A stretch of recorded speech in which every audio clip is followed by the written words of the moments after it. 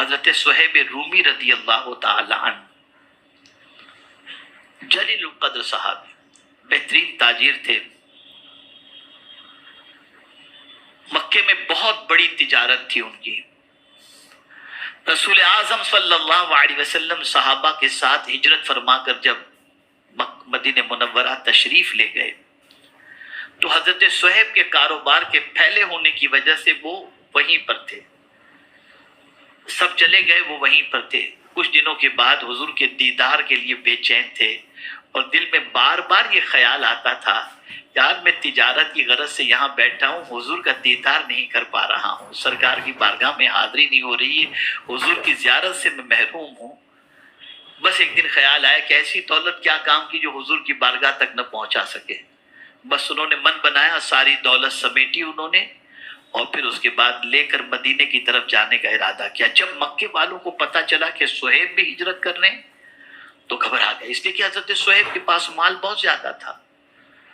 تو انہوں نے سوچا کہ صہیب یہ مال لے کر کے حضور کے پاس پہنچیں گے تو حضور صلی اللہ علیہ وسلم کو مضبوطی ملے گی اور پھر ہمارا مقابلہ کرنے میں ان کو آسانی ہو جائے گی، تو صہیب کیسے بھی کر کے مدینے نہ پہنچ سکے۔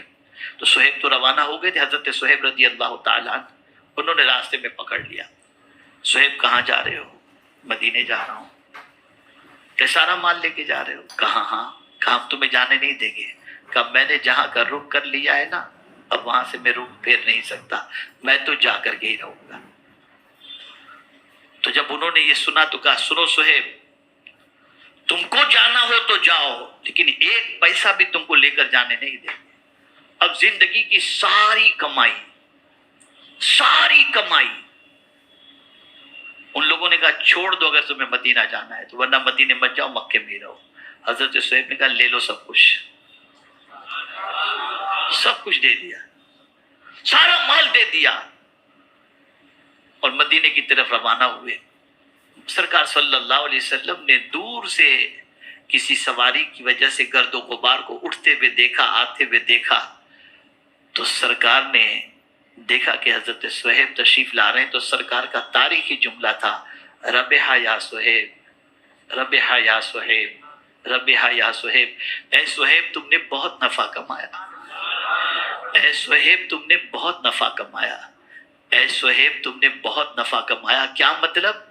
میرے دیدار کی خاطر تم نے اپنا سارا مال قربان کر کے تم گھاٹے میں نہیں، تم نے بہت نفع کمایا ہے، بہت نفع۔ خدا کی قسم پڑھو یہ سب چیزیں، تب پتا چلے گا کہ حضور کیا ہیں۔